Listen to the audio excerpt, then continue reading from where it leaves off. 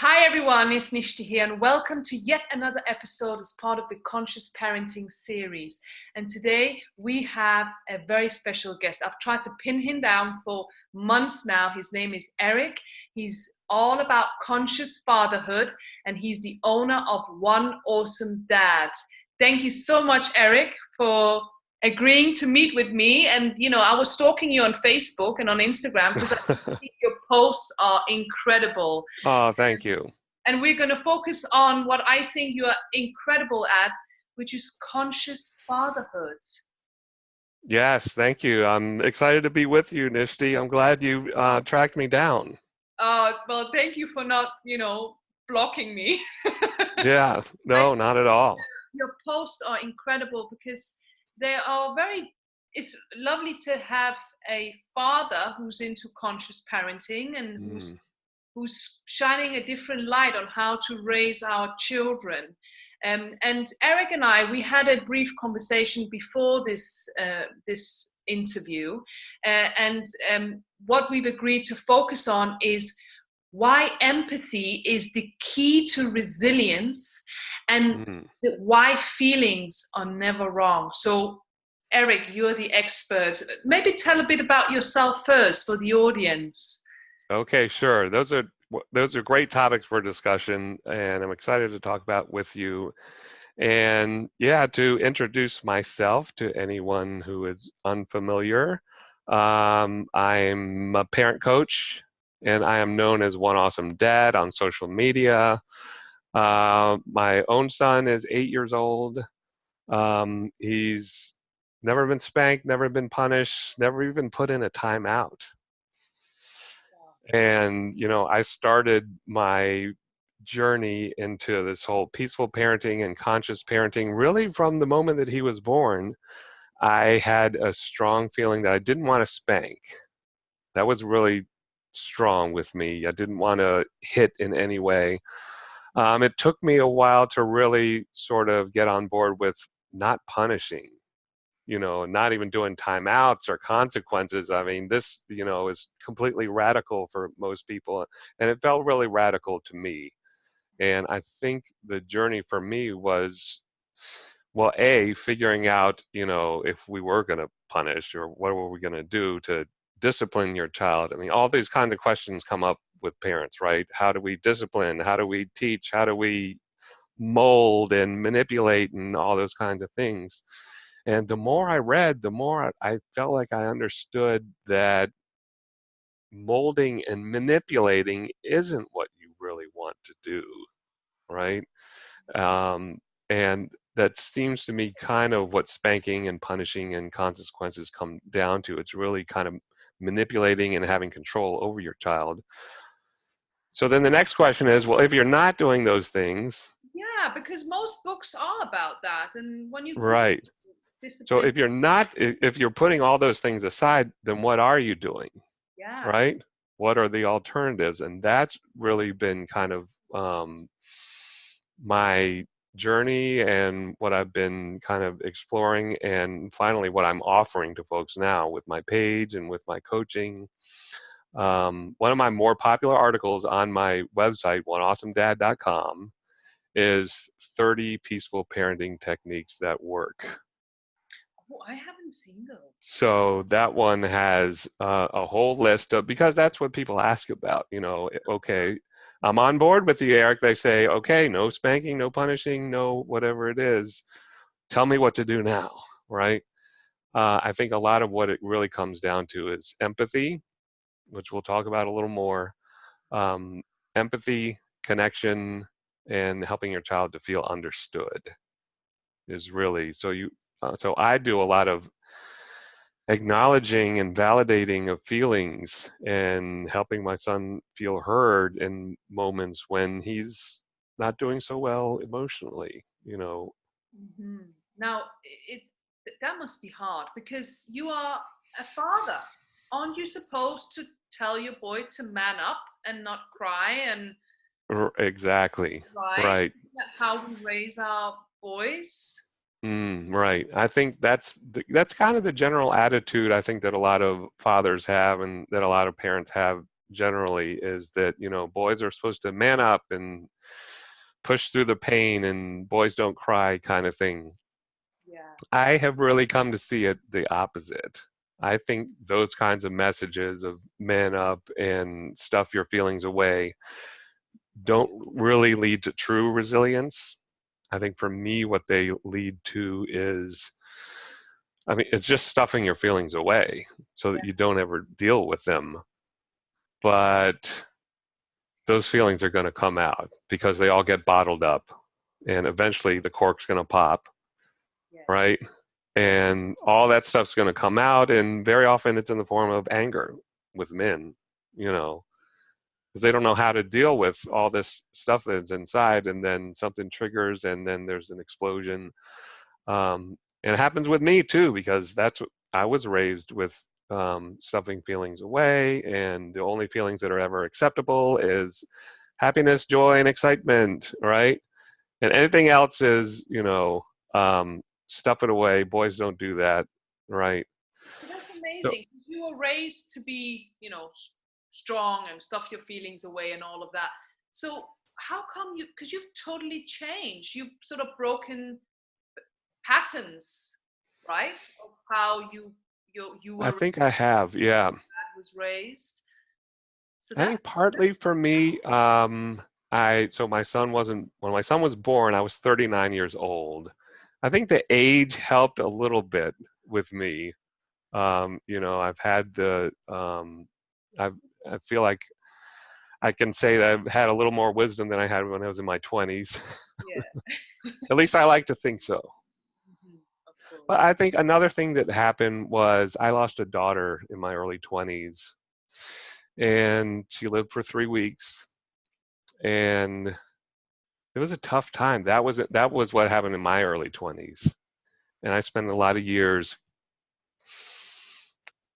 stuffing all those feelings away and never really grieving properly. And I think by the time my son was born, which was, you know, going on 20 years later, maybe not quite, maybe it was close to 15 years later.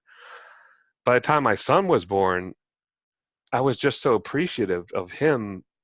He's alive, he's here in the world, he's amazing. And I never got upset with him, you know. So when he was, you know, when he would bang on a musical toy or something, it was music to my ears. Nothing bothered me at all, you know. So I think that had an effect on me. And like I say, I never got upset with him. I was full of patience, and you know, I could hold space for him when he was upset, right? And I think that helped give me a lot of clarity. That's incredible, Eric. Well, I mean, had you? Because obviously, as a conscious parenting coach that you are, peaceful parenting, Hmm. it's all about you know parents looking at their own feelings and dealing with their own wounds, so they don't project Right. to their children. So, had you dealt with Yes. that before your son was born, or has it been? It's interesting. No, I really hadn't. I didn't deal with it well at all. I spent a lot of years just stuffing it away. Oh, And like I say, by the time my son was born, I think partly when my son was born, I really just dived into parenting books, and I learned all the techniques for peaceful parenting. So I learned about empathy, I learned about connection, I learned about spending one-on-one time every day. I learned about my own self-regulation to help him regulate. But what took me a while to really understand was that I needed to heal emotionally from all my stuff in my past. And that's been the journey that I've been on more so in just the past couple of years. And that has helped tremendously. So I really see peaceful parenting and conscious parenting kind of overlap for me. Peaceful parenting for me is more about the techniques and the approaches, such as acknowledging, validating, empathizing, listening, understanding. Conscious parenting is where you're dealing with your own stuff, right? yes. Where the triggers that come out when you're with a child are seen more as an opportunity to say, oh, why am I getting so upset when my son doesn't listen, right? Or why is his anger or frustration so triggering for me, right? Mm. And That's so, courage to say that, doesn't it? To look within and ask those questions. right, and that's where Dr. Shfali's work is something that's been so helpful for me, is just help with that, with the healing and the emotional experience of being a father. Yes, yes.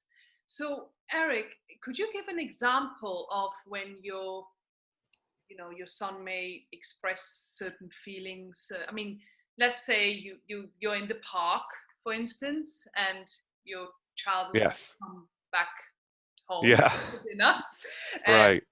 and they pull a tantrum or whatever it may be. And I'm sure you have a perfect example of showing your Hmm. people parenting technique in action. So actually, so the park example is a good one because that one kind of comes to mind for me. There was one experience I had that was kind of enlightening for me with my son because we had to actually leave the park earlier than I had promised him, because we got to the park and I remembered I got to get home and take care of some things. And we had to leave after like 15 or 20 minutes, which is no time for, I think it was six, maybe 6 or 7 at the time. I think 6. So for a 6-year-old, we're just getting started at 15 minutes in, right? But we had to leave early, and that was very tough. But let me say, before I talk about, the techniques of empathizing and what I do in the moment, everything is set up with the connection that you have with your child. So if we don't have a close connection with each other and a strong relationship, then helping him through the difficult moment of having to leave the park early is going to be tougher, right? Um, but even so, before before those moments where a child is upset, frustrated and disappointed with something like that, you got to have the close relationship where, for me, it really takes, what I advise other parents, is something that I think that I've always been good at, is spending at least 10 to 15 minutes a day connected with your child. Phone is put away, no distractions, and you're just doing something together, right? So that's So all, like really 10, 15 minutes could make all the difference. just 10 to 15 minutes a day at a minimum. I mean, Yeah. if you have time to do more, 30 minutes, doing a puzzle together, doing a game, whatever it is, but if you can commit to at least 10 to 15 minutes a day, for me, it's really made a difference. And again, it's where your phone's put away. You're not with your kid, but you're, scrolling on your phone or something. The other thing is, with those connecting moments, is that you're also not fixing or correcting or advising, telling your kid what to do, snapping at them. You're just spending time doing something together. That's where the foundation is, right? So Okay. that when you have those moments where you're at the park and you got to leave early, or whatever it is that you're asking your child to do and they don't want you to do, that connection is really sets you up for having an easier time to deal with those moments again when you're asking your child to do something that they don't want to do. Then when you're in that moment, it really comes down to feeling a lot of empathy and acknowledging, validating the feelings at the same time as you're remaining firm with whatever it is that you're asking them to do. So in my example, we had to leave the park early, and I did. I promised him. I don't remember that I promised him an exact length of time, but I think the expectation he had was that we were going to spend the afternoon there. We didn't. We left early. I and I just apologized to him almost the whole way, to the car and then into the car. I'm really sorry. I forgot about this thing. And I know I promised you, that we'd be able to spend the afternoon together. Um, and I just did that, throughout, from leaving the, the playground, getting into the car. And, by the time we got into the car, he was still really upset. He slammed the door and he said, I'm really angry with you. That was kind of an enlightening moment for me to have a son say those words, I'm really angry with you, To be right? able to articulate that. Just to articulate for me felt like a parenting win. Yeah. And for me, I think that's where a lot of parents really may lose it. They really may get upset or try to silence their child, or they may over explain, well, I told you that, or make it become a battle, or tell them you don't have any reason to be upset. Oh, I did this for you, I did that for you, right?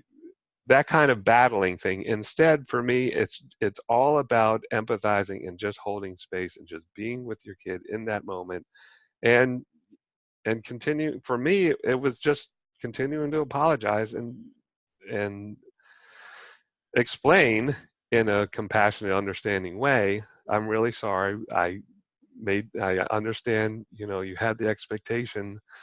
And it was amazing how quickly his anger kind of dissipated as I empathized and held space and listened. Because ultimately, kids don't want to be in that space where they're really upset and angry with you. They want to get back to the connection with you, right? Um, so, and this is what I coach parents with very often, is that it's all about the empathy, the acknowledgement, the validation, helping your child feel heard, understood, and really respecting them and not getting into a battle with them. That's very hard for parents. It's hard for me sometimes, it's But what I really, will say is that it works. And the other concern the parents have is that it will lead to kids becoming spoiled and entitled. I was just about to ask that question. Right. Because even my mind goes there. Oh, wouldn't your child just be raised spoiled? Exactly. That's the fear that I think a lot of parents have, is that kids will then be even more demanding, right? In my experience, it's just not the case at all. What happens is when kids feel heard and understood, and when they're in the presence of an adult, a parent who is calm and keeping themselves regulated and not upset, which can be a difficult place to get to.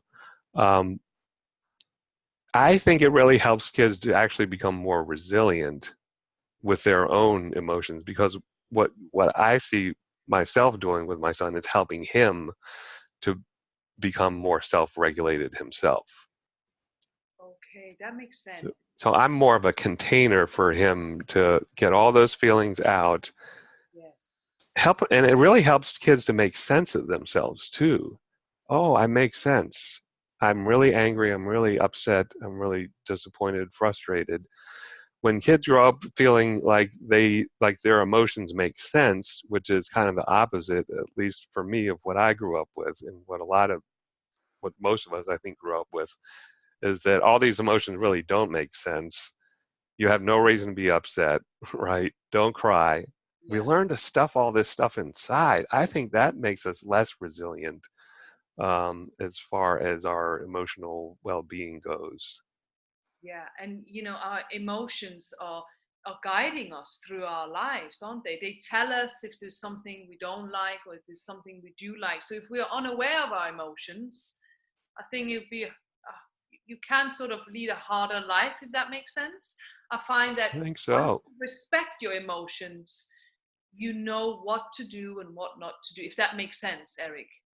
I You feel know that what? myself Right. definitely. Like when I You know listen, what to do, right.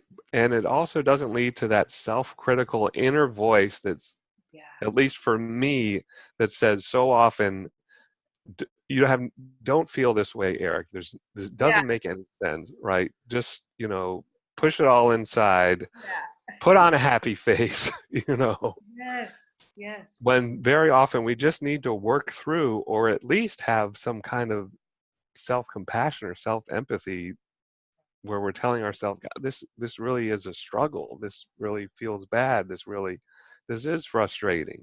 You know, when we can kind of acknowledge and validate ourselves, Yes. I think that's a more resilient, that That we're makes more resilient human beings, really, when we can have that kind of self-validation, self-acknowledgement. And this is all this is easier said than done. Oh It's yeah. easy to sit here and talk about it, right? Yeah, exactly. So what's the first thing? Because obviously empathy is, okay, I'm probably generalizing now, and please disagree with me if you like. Okay. In fatherhood, do you think empathy is sort of lacking? And how, and if it is, how can we get our fathers to be more empathic towards, especially our boys? Right. Where does it start? I think it starts with a fear that empathizing will lead to softer, weaker, less resilient kids and boys in the long run. And so that's kind of the message that I would like for other dads to hear, is that no, it's empathizing and validating, acknowledging actually is helping our kids actually be stronger and more resilient. So Yes. if that's what I would like for men to hear.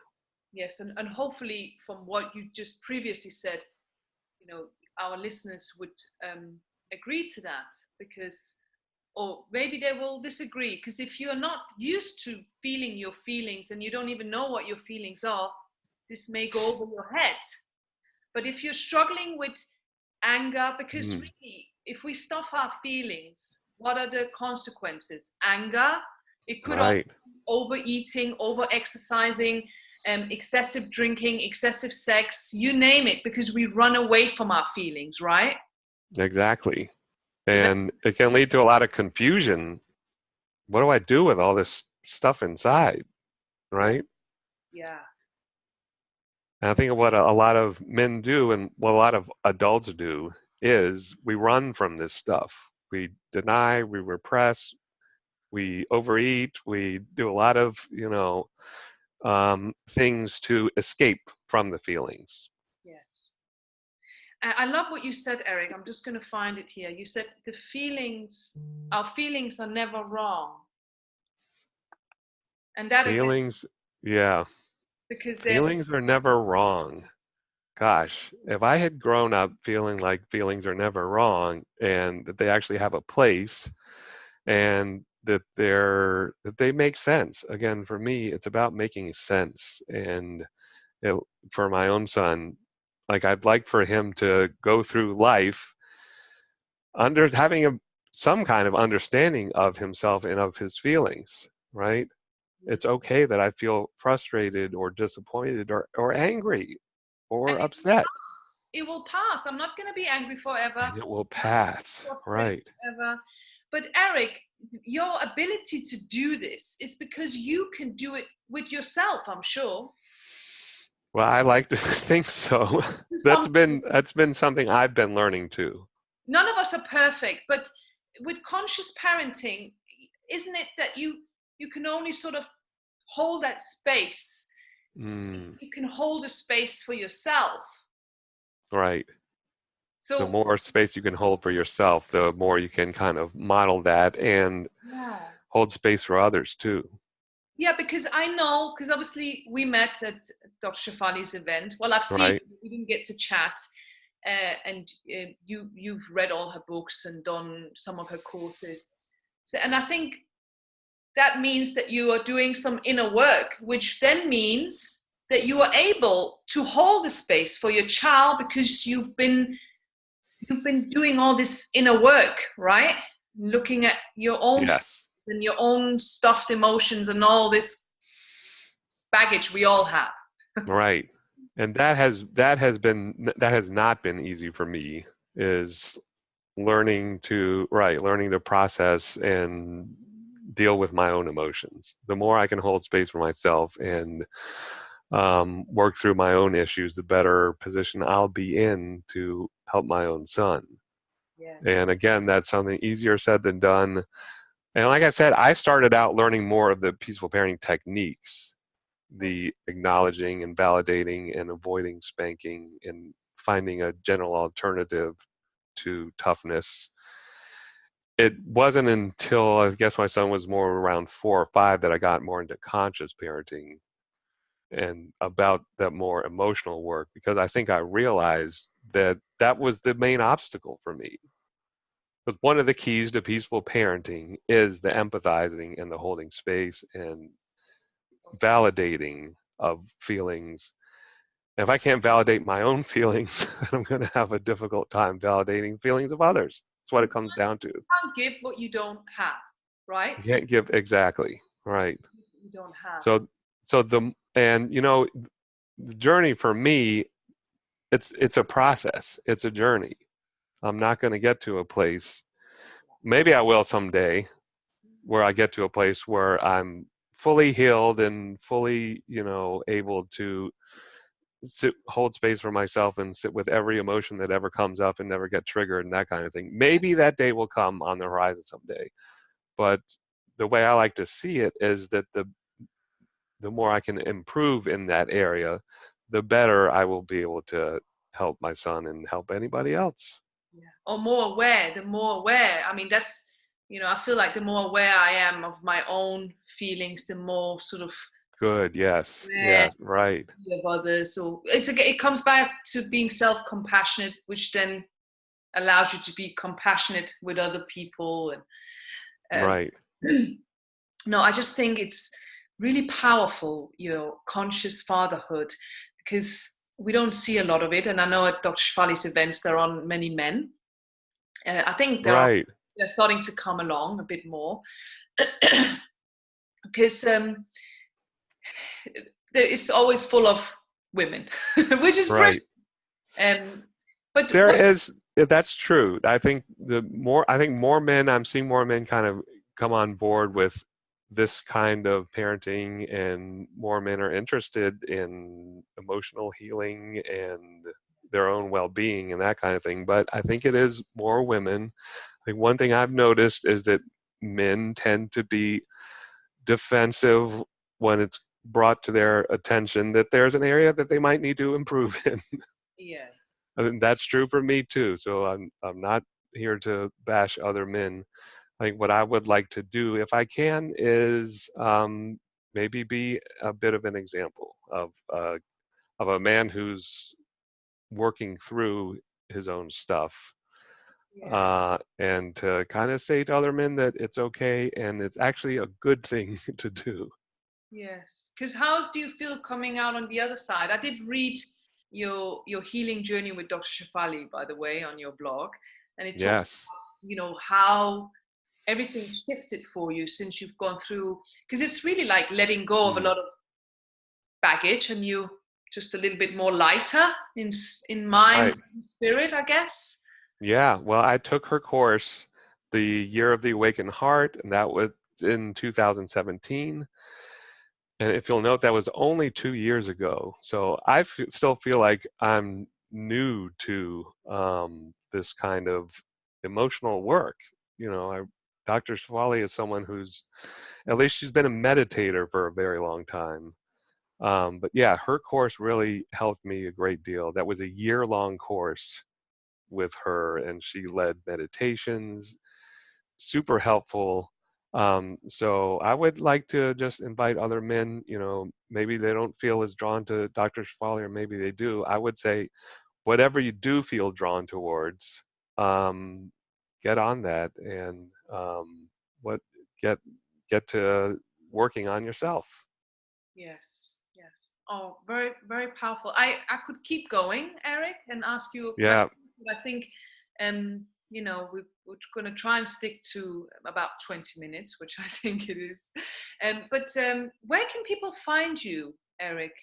And those tips, you have those 30, what did you call them? Yes. Could 30 you just, peaceful parenting techniques that actually work could, is on my page, right? That's on my website, 1Awesomedad.com.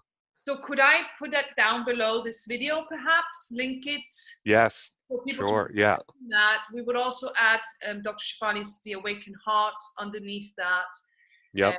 her 1-year course. And I think she has a course for conscious parenting for men too. I haven't taken that myself, but I think she has something like that. If not, then she has other stuff available. yes, on her website. So we'll link everything down below. And if anyone has any questions for Eric, obviously we'll link your website down below as well. And you can Sure. communicate with him. And I would strongly recommend that you check out his blog. He's also on Instagram and on Facebook. They are super powerful posts because they give you an insight into Eric's life with his son and how you incorporate peaceful parenting in real life, and they are really beautiful posts. So thanks. Oh, thank you. Yeah, 1Awesomedad, Instagram, Facebook. I'm on Twitter under twitter.com/Eric D. Green. And recently, I also rolled out a new website under peacefulparentingcoach.com. So I'm available for coaching now too. And that's obviously worldwide coaching, isn't it? Yes. So you could do Britain as well. So we're bringing conscious parenting to Britain, Europe, because I'm also Danish. So the next continent or Yes. country will be Europe. So thank you for watching, and we'll see you in the next video. Bye, everyone.